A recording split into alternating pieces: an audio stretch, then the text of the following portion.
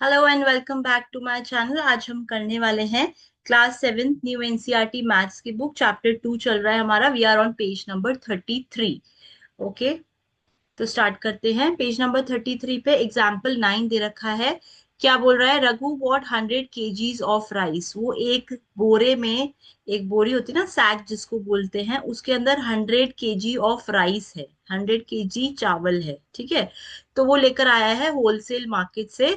और उस वो क्या कर रहा है, वो इन चावलों को छोटे छोटे पैकेट्स में बांट रहा है। मतलब एक पैकेट में वो 2 किलो चावल डालने वाला है। ठीक है, तो ये छोटा पैकेट हो गया, इस तरह का पैकेट होंगे और हर पैकेट में 2 kg चावल वो डालने वाला है और बेचेगा या कुछ भी करेगा।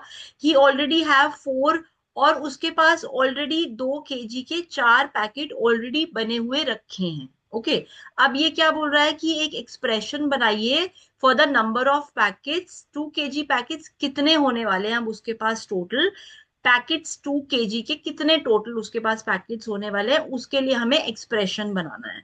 ओके, तो एक्सप्रेशन स्टार्ट करते हैं। देखिए एक्सप्रेशन में क्या बोल रहा था ये कि 4 पैकेट्स 2 2 kg के ऑलरेडी उसके पास रखे थे पहले से। ओके, अब वो एक बोरे में 100 kg और लेकर आया चावल, और 100 kg को उसने पैकेट्स में डालने शुरू करे और हर पैकेट में 2 kg चावल डाले। ओके, तो अब आप बताइए कि 4 पैकेट्स तो उसके पास ऑलरेडी है, यहां से उसके पास कितने पैकेट्स बनेंगे आप बताइए? 2 kg, एक पैकेट में 2 kg चावल है। ओके, एक पैकेट में 2 kg चावल है, मतलब कि 2 kg राइस से एक पैकेट बनता है। तो 100 kg राइस से कितने पैकेट्स बनेंगे? यूनिटरी मेथड लगा दीजिए। यहाँ पर आप क्या करेंगे? 100 को 2 से डिवाइड कर देंगे। ओके, तो दैट मीन्स 100 को जब हम 2 से डिवाइड करेंगे तो कितने पैकेट्स बनेंगे हमारे पास? 50 पैकेट्स बनेंगे। ओके, तो अगर हमारे पास 100 kg राइस है और हमें 2 2 किलो के पैकेट्स बनाने हैं, तो 100 kg से 50 पैकेट्स बनेंगे। हमारे पास कितने बनेंगे? 50 पैकेट्स। तो इसका एक्सप्रेशन लिखना है आपको। आंसर में क्या लिखना है? सॉल्व नहीं करना है इसको, इसका एक्सप्रेशन लिखना है। तो एक्सप्रेशन कैसे बनेगा बताइए? ये इसका आंसर है। एक्सप्रेशन में क्या लिखोगे? 4 तो ऑलरेडी उसके पास पैकेट पहले से ही रखे थे, प्लस, और उसमें प्लस हो रहे हैं। कितने प्लस हो रहे हैं? 100 डिवाइड बाय 2। अब 100 को 2 से डिवाइड क्यों करा है? क्योंकि 100 kg राइस है और हर पैकेट में उसे 2 kg डालने हैं। तो टोटल पैकेट यहां से कितने बनने वाले हैं? 50, और 4 पहले से ही थे, तो टोटल उसके पास पैकेट्स हो जाने वाले हैं 54। ऑल्दो आपको 54 आंसर नहीं लिखना है, इन्होंने एक्सप्रेशन ही लिखने को बोला है। तो एक्सप्रेशन जो होगा वो यही होगा, 4 + 100 डिवाइड बाय 2। तो ये एक्सप्रेशन निकल के आता है। इन लोगों ने देखिए ऐसे ही दे रखा है यहाँ पर, 4 + 100 डिवाइड बाय 2। 4 पैकेट्स ऑलरेडी उसके पास थे और 100 kg चावल से 50 पैकेट्स, 100 डिवाइड बाय 2 और पैकेट्स बनने वाले हैं। ओके, तो ये एक्सप्रेशन ही इसका आंसर है। नेक्स्ट क्वेश्चन पे चलते हैं। कनन को एक शॉपकीपर को 432 रुपीज देने हैं। कितने रुपीज देने हैं? 432। एग्जाम्पल 10 दे रखा है ये पेज नंबर 33 पर ही। तो कनन को कितने पे करने हैं? शॉपकीपर से उसने कुछ सामान लिया है और उसको 432 रुपीज शॉपकीपर को देने हैं। अब उसके पास क्या क्या, किस किस तरह के रुपीज हैं? उसके पास 1 रुपी का कॉइन है, 5 रुपीज का कॉइन है, 10 रुपीज का कॉइन है, 20 रुपीज का नोट है, सॉरी, 10 रुपीज का नोट, 20 रुपीज का नोट, 50 रुपीज का नोट, 100 रुपीज का नोट। तो ये सारे नोट हैं और 2 कॉइन्स हैं उसके पास। तो 432 रुपीज वो कैसे दे सकता है? तो देखिए इसके लिए बहुत सारी पॉसिबिलिटीज हैं, इन्होंने इसीलिए लिख रखा है there are more than one possibility. जैसे कि ये 2 पॉसिबिलिटी इन्होंने निकाल के दे रखी हैं। दोनों पॉसिबिलिटीज समझते हैं हम डिटेल में एक एक करके। जैसे 432 रुपीज उसको देने हैं, तो पहली पॉसिबिलिटी क्या है कि वो क्या करे? 100 रुपीज के 4 नोट दे दे। 100 रुपीज के कितने नोट दे दे? वो 4 नोट। तो 100 रुपीज के और 20 रुपीज का वो एक नोट दे। ओके, उसके बाद 10 रुपीज का वो एक और नोट दे और 1 रुपीज का वो एक कॉइन दे। तो इसको जब हम प्लस करेंगे ना तो 432 ही बैठेगा। जैसे कि जब वो 100 रुपीज के 4 नोट्स देगा तो कितने हो गए? वो 400 रुपीज। वो 20 रुपीज का 1 नोट देगा तो 1 × 20 कितने हो गए? 20। अब वो 10 रुपीज का 1 नोट दे रहा है तो 1 × 10 कितना हो गया? 10। और दो वन जो 1 रुपी के कॉइन है वो दो दे रहा है, तो 2 × 1 कितना हो गया, 2 रुपीज। अब आप इन सबको प्लस करेंगे ना, किस किस को, 420, 10 और 2, तो ये 432 ही आएगा। तो ये एक तरीका है जिससे वो शॉपकीपर को पैसे दे सकता है। कैसे, एक बार और समझ लेते हैं। 100 रुपए के वो 4 नोट देगा, इसीलिए हमने 4 × 100 लिखा है। 20 रुपए का वो एक नोट देगा, इसीलिए हमने 1 × 20 लिखा है। 10 रुपए का वो एक नोट देगा, इसीलिए हमने 1 × 10 लिखा है। 2 रुपए के, एक एक रुपए के वो दो कॉइन देगा, इसीलिए मैंने 2 × 1 लिखा है।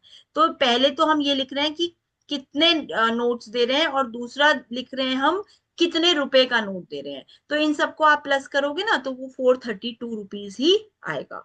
एक और तरीका देखते हैं, वो और किस तरीके से 432 रुपीज शॉपकीपर को दे सकता है ना। तो अगला तरीका क्या है, अगला तरीका इन्होंने दे रखा है कि वो 8 नोट दे दे 50 रुपए की। तो 50 रुपए के वो कितने नोट दे दे, 8, 1, 2, 3, 4, 5, 6, 7, 8। तो 8 रुपीज, 8 नोट देगा जब 50 के, तो क्या बनेगा वो, 8 नोट दिए ना उसने, कितने के, 50 के, तो हम लिखेंगे 8 × 50। तो ये आ गया 400 रुपीज। अच्छा, 10 रुपीज का उसने एक नोट दिया है, तो हमने लिख दिया 1 × 10, जो कि 10 रुपीज आ गया। अच्छा, 4 कॉइन्स दिए हैं उसने 5 रुपीज के, तो ये हो गया 4 × 5 विच इज 20। उसने एक एक रुपए के दो कॉइन दिए हैं, तो 2 × 1 कितना आ गया, 2। अब आप इन सबको प्लस करेंगे ना, जब किस किस को, 410, 20, 410, 20 और 2, तो ये भी 432 ही आएगा। तो ये एक अलग तरीका है शॉपकीपर को पैसे देने का। ओके, तो नेक्स्ट क्या है इसमें, अब क्या बोल रहा है अगला question, identify the terms in to expression. तो ये जो एक्सप्रेशन लिखे हैं ना हमने, पहला तरीका क्या था, ये पहला तरीका था जिसमें हमने 4 नोट दिए थे 100 रुपए के, एक नोट दिया था 20 रुपए का, एक नोट दिया था 10 रुपए का, और दो नोट दिए थे 1 रुपए के, दो कॉइन दिए थे। तो बोल रहा है इसमें टर्म्स बताओ कौन कौन से हैं। मैं ऑलरेडी अपनी वीडियोस में बताती रहती हूँ कि जो टर्म्स होते हैं वो प्लस साइन से सेपरेट होते हैं, मतलब प्लस साइन दीवार होती है टर्म निकालने के लिए। तो मैंने सारे प्लस साइन अलग कर लिए, अलग कर लिए, ये दीवार की तरह करेगी बिहेव। तो इसमें पहला टर्म क्या हो गया, अब दीवार को अलग करिए, देखिए पहला टर्म ये हो गया, दूसरा टर्म आपका ये हो गया, तीसरा टर्म आपका ये हो गया, क्योंकि प्लस जो है वो दीवार की तरह बिहेव कर रही है, चौथा टर्म आपका ये हो गया। तो इस एक्सप्रेशन के अंदर, ये पूरा एक्सप्रेशन है ना, इस एक्सप्रेशन के अंदर 4 टर्म्स हो गए। एक हो गया 4 × 100, एक हो गया 1 × 20, एक हो गया 1 × 10, एक हो गया 2 × 1। तो ये 4 टर्म्स हो गए इस एक्सप्रेशन के अंदर। ओके, दूसरा एक्सप्रेशन क्या बनाया था हमने, 8 नोट दिए थे 50 रुपीज के, 1 नोट दिया था 10 रुपीज का, 4 नोट दिए थे 5 रुपीज कॉइन के, और 2 दिए थे 1 रुपीज के कॉइन के। तो ये एक और एक्सप्रेशन है, इसके भी टर्म्स निकाल लेते हैं। तो पहला टर्म क्या होगा, ये क्योंकि सेपरेट करता है प्लस साइन, दूसरा टर्म होगा आपका ये, तीसरा टर्म होगा ये, चौथा टर्म होगा ये। तो इसमें भी 4 टर्म्स हो गए, 1, 2, 3 एंड 4। पहला टर्म हो गया 8 × 50, दूसरा टर्म हो गया 1 × 10, तीसरा टर्म हो गया 4 × 5, चौथा टर्म हो गया 2 × 1। तो ये 4 टर्म्स हो गए इस एक्सप्रेशन में भी। ओके, नेक्स्ट करते हैं, क्या अगर और भी की कोई तरीके हैं कि वो शॉपकीपर को 432 रुपीज कोई और तरीके से भी दे सकता है शॉपकीपर को, तो निकाल लेते हैं एक और तरीका। देखिए, यही हमारे पास नोट्स और कॉइन्स अवेलेबल हैं। तो अगला तरीका क्या है, हम 100 रुपए के 2 नोट दे दें, तो 100 × 2 कितना हो गया, 200, तो यहीं से आ गया। अच्छा, 50 के हम 4 नोट्स दे दें, 1, 2, 3, 4, तो 50 × 4 करेंगे, 4 नोट्स दिए ना, तो 50 × 4 200, यहां से आ गया, है ना। उसके बाद 5 रुपीज के हम 6 कॉइन्स दे दें, तो 5 × 6 कितना हो गया, 30। अच्छा, उसके बाद 1 रुपीज के 2 कॉइन दे दें, तो क्या लिखेंगे, 1 × 2 कितना हो गया, 2। अब आप इन सबको प्लस करिए, तो 200 + 200 + 30 + 2, ये करेंगे अगर, तो हम क्या आएगा हमारा, 432 रुपीज ही आएगा। तो ये एक और तरीका मैंने आपको बता दिया कि अगर रघु को 432 रुपीज देने हैं, तो ये एक और तरीका है जिससे वो या 432 रुपीज दे सकता है। इसमें भी ये आपके चार टर्म्स हो गए। पहला टर्म हो गया 100 × 2, दूसरा हो गया 50 × 4, तीसरा हो गया 5 × 6, चौथा हो गया 1 × 2। All right. So we are going to cover the whole NCERT book for class 7th and for class 6th. ऐसे ही पिक्चर रिप्रेजेंटेशन करके मैं आपको समझाने वाली हूँ। It is easy, I hope it is easy to understand. So thank you so much for watching and have a good day.